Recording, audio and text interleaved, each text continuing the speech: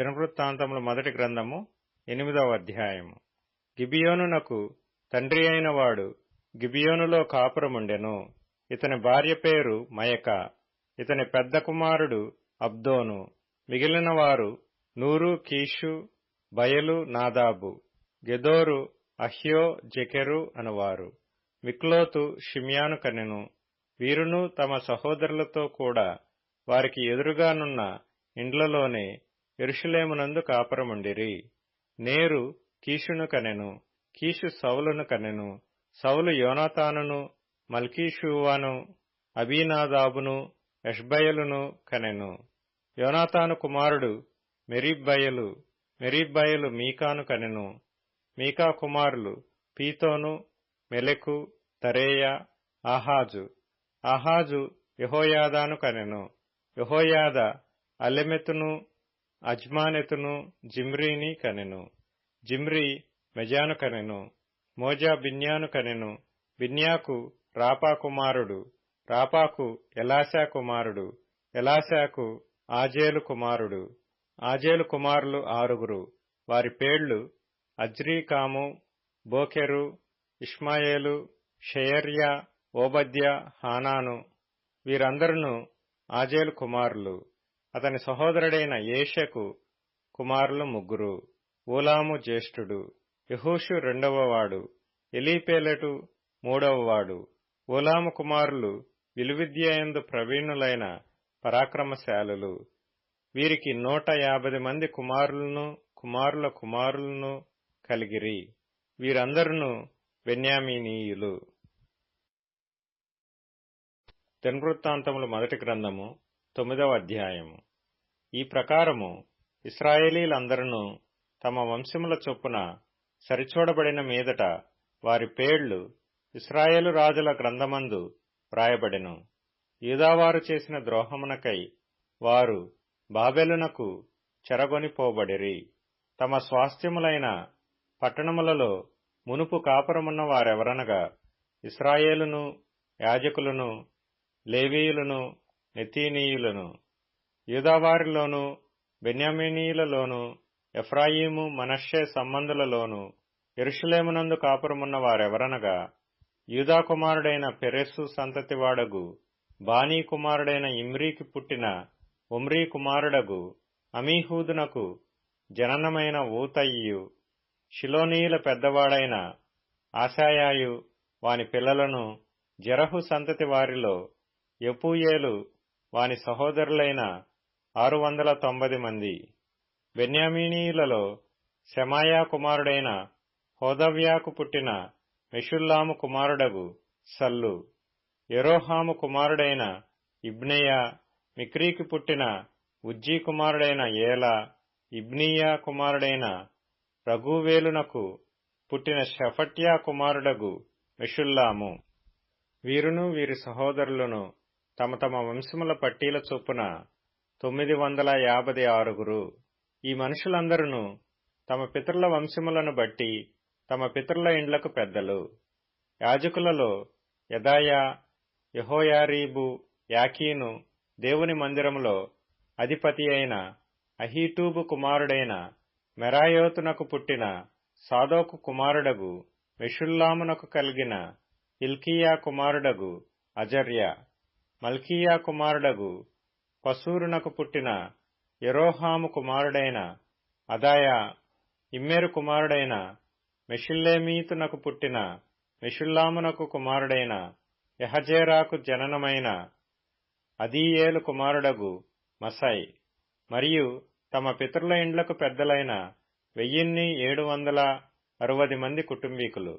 వీరు దేవుని మందిర సేవా సంబంధమైన కార్యములయందు మంచి గట్టివారు.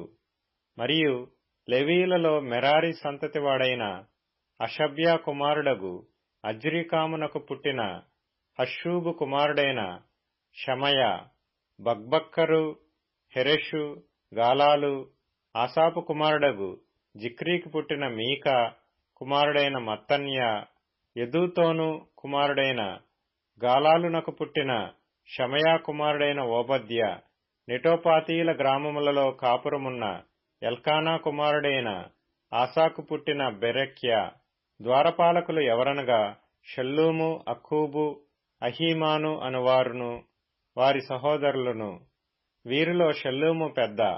లేవీల సమూహములలో వీరు తూర్పున నుండి రాజు గుమ్మమునొద్ద ఇంతవరకు కాపురం చేయుచున్నారు.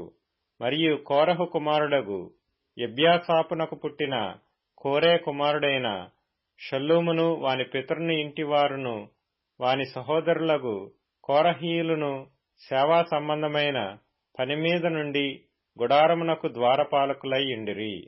వారి పితరులు యెహోవా పాళెమునకు కావలివారై యుండి ప్రవేశ స్థలమును కాయిచుండిరి.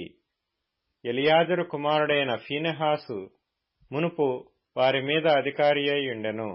యెహోవా అతనితో కూడా నుండెను.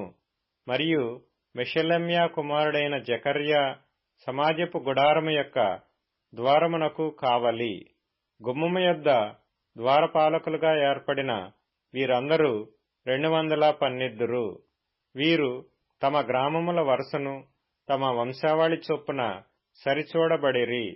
వీరు నమ్మదగిన వారని దావీదును దీర్ఘదర్శియగు సమూయేలును వీరిని నియమించిరి. వారికిని వారి కుమారులకును యెహోవా మందిరపు గుమ్మములకు అనగా గుడారపు మందిరము యొక్క గుమ్మములకు వంతులు చొప్పున కావలికాయి పని కలిగియుండెను.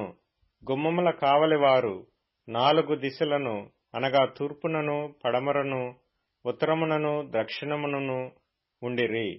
వారి సహోదరులు తమ గ్రామములలో నుండి 7 దినములకొకసారి వారి యొద్దకు వచ్చుటకద్దు. లేవీయులైన 4 ప్రధాన ద్వారపాలకులు ఉత్తరవాదులై ఉండిరి. దేవుని మందిరపు గదుల మీదను బొక్కసముల మీదను ఆ లేవీయులు ఉంచబడిరి. వారు దేవుని మందిరమునకు కావలివారు గనుక వారి కాపురములు దాని చుట్టూ ఉండెను. ప్రతి ఉదయమున మందిరపు వాకిండ్లను తెరచు పని వారిదే. వారిలో కొందరు సేవోపకరణములను కనిపెట్టువారు. వారు లెక్కచొప్పున వాటిని లోపలికి కొనిపోవలెను, లెక్కచొప్పున వెలుపలికి తీసుకొని రావలెను. మరియు వారిలో కొందరు మిగిలిన సామాగ్రి మీదను పరిశుద్ధమైన పాత్రలన్నిటి మీదను ఉంచబడిరి. సన్నపు పిండియు, ద్రాక్షారసమును, నూనెయు, ధూపవర్గమును వారి ఆధీనము చేయబడెను. యాజకుల కుమారులలో కొందరు సుగంధ వర్గములను, పరిమళ తైలమును చేయుదురు. లేవీయులలో కోరహు సంతతివాడైన షల్లూమునకు పెద్ద కుమారుడైన మత్తిత్య పిండి వంటల మీద నుంచబడెను. వారి సహోదరులగు కహాతీయులలో కొందరికి విశ్రాంతి దినమున సముఖపు రొట్టెలు సిద్ధము చేయు పని కలిగియుండెను. లేవీయుల పితరులలో పెద్దలైన గాయకులు రాత్రింబగళ్లు పని విచారణ కలిగియున్న హేతువు చేత వారు కడమ పనుల విచారణ లేకుండా తమ గదులలో నుండిరి. వీరు తమ వంశ పట్టీల చొప్పున లేవీయుల పితరులలో పెద్దలైన వారు. వీరు యెరూషలేమునందు కాపురముండిరి. గిబియోను తండ్రి అయిన యెహీయేలు గిబియోనులో కాపురముండెను. అతని భార్య పేరు మయక. ఇతని పెద్ద కుమారుడు అబ్దోను, నూరు, కీషు, బయలు, నేరు, నాదాబు, గెజోరు, అహ్యో, జకర్యా, మిక్లోతు తరువాత పుట్టినవారు. మిక్లోతు షిమ్యానును కనెను. వీరు యెరూషలేము వాసులగు తమ సహోదరులతో కూడా తమ సహోదరులకు ఎదురుగానున్న ఇండ్లలోనే కాపురముండిరి. నేరు కీషును కనెను. కీషు సౌలును కనెను. సౌలు యోనాతానును, మల్కీషువను, అబీనాదాబును, ఎష్బయలును కనెను. యోనాతాను కుమారుడు మెరీబ్బయలు. మెరీబ్బయలు మీకాను కనెను. మీకా కుమారులు పీతోను, మెలకు, తెరేయా, ఆహాజు. ఆహాజు ఎరాను కనెను. ఎరా ఆలెమెతును, అజ్మావెతును, జిమ్రీని కనెను. జిమ్రీ మోజాను కనెను. మోజా బిన్యాను కనెను. రెఫాయా బిన్యాకు కుమారుడు. ఎలాశా రెఫాయాకు కుమారుడు. ఆజేలు ఎలాశాకు కుమారుడు. ఆజేలునకు 6 కుమారులుండిరి. వారు అబ్రీకాము, బోకెరు, ఇష్మాయేలు, షెయర్యా, ఓబద్యా, హానాను, అను పేర్లు గలవారు. వీరు ఆజేలు కుమారులు. కీర్తనల గ్రంథం 81వ కీర్తన.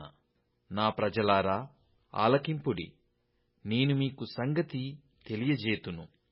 అయ్యో ఇశ్రాయేలూ, నీవు నా మాట వినిన ఎడల అన్యుల దేవతలలో ఒకటియును నీలో ఉండకూడదు. అన్యుల దేవతలలో ఒకదానికిని నీవు పూజ చేయకూడదు. ఐగుప్తీయుల దేశములో నుండి నిన్ను రప్పించిన నీ దేవుడగు యెహోవాను నేనే. నీ నోరు బాగుగా తెరువుము, నేను దాని నింపెదను. అయినను నా ప్రజలు నా మాట ఆలకింపకపోయిరి, ఇశ్రాయేలీయులు నా మాట వినకపోయిరి. కాబట్టి వారు తమ స్వకీయాలోచనలను బట్టి నడుచుకొనున్నట్లు వారి హృదయ కాఠిన్యమునకు నేను వారినప్పగించితిని. అయ్యో, నా ప్రజలు నా మాట వినిన ఎడల, ఇశ్రాయేలు నా మార్గములననుసరించిన ఎడల ఎంత మేలు! అప్పుడు నేను వేగిరమే వారి శత్రువులను అణగద్రొక్కుదును, వారి విరోధులను కొట్టుదును. యెహోవాను ద్వేషించువారు వారికి లొంగుదురు, వారి కాలము శాశ్వతముగా నుండును. అతిశ్రేష్టమైన గోధుమలననుగ్రహించి నేను వారిని పోషించుదును. కొండె-తేనెతో నిన్ను తృప్తిపరచెదను. సామెతల గ్రంథం 17వ అధ్యాయం. జ్ఞానము వివేకము గలవాని ఎదుటనేయున్నది. బుద్ధిహీనుని కన్నులు బూదిగంతములలో ఉండును. బుద్ధిహీనుడగు కుమారుడు తన తండ్రికి దుఃఖము తెచ్చును. తన్ను కనిన దానికి అట్టివాడు బాధ కలుగజేయును.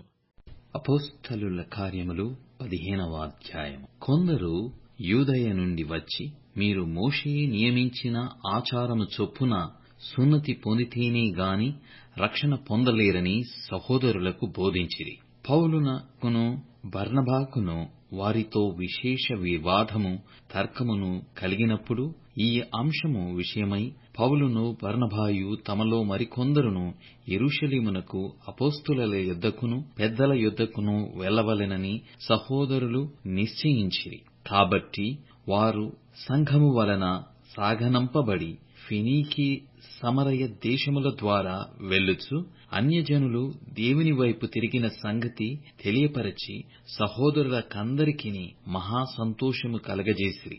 వారు యెరూషలేమునకు రాగా సంఘపు వారును అపోస్తలులను పెద్దలును వారిని చేర్చుకొనిరి.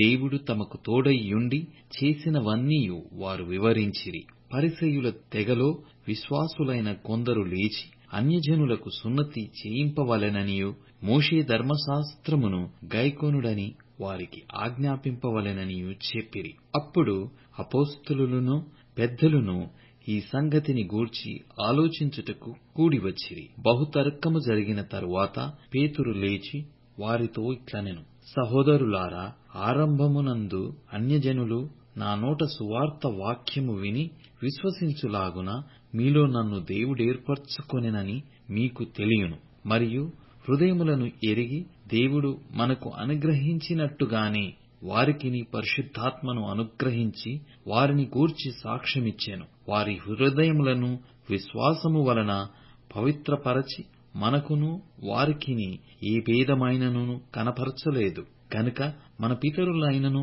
మనమైనను మోయలేని కాడిని శిష్యుల మెడమీద పెట్టి మీరెందుకు దేవునిని శోధించుచున్నారు? ప్రభువైన యేసు కృపచేత మనము రక్షణ పొందుదుమని నమ్ముచున్నాము గదా, అలాగే వారును రక్షణ పొందుదురు అనెను.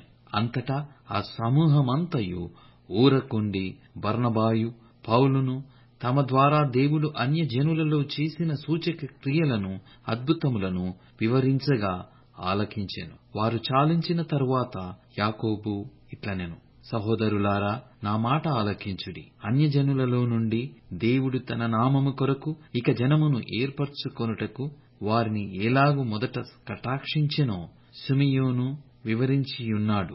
ఇందుకు ప్రవక్తల వాక్యములు సరిపడియున్నవి. ఎట్లనగా, ఆ తరువాత నేను తిరిగి వచ్చేదను, మనుషులలో కడమవారును నా నామము ఎవరికి పెట్టబడెనో ఆ సమస్తమైన అన్యజనులను ప్రభువును వెదకునట్లు పడిపోయిన దావీదు గుడారమును తిరిగి కట్టెదను. దాని పాడైన వాటిని తిరిగి కట్టి దానిని నిలువబెట్టెదనని అనాది కాలము నుండి ఈ సంగతులను తెలియపరిచిన ప్రభువు సెలవిచ్చుచున్నాడు అని వ్రాయబడియున్నది.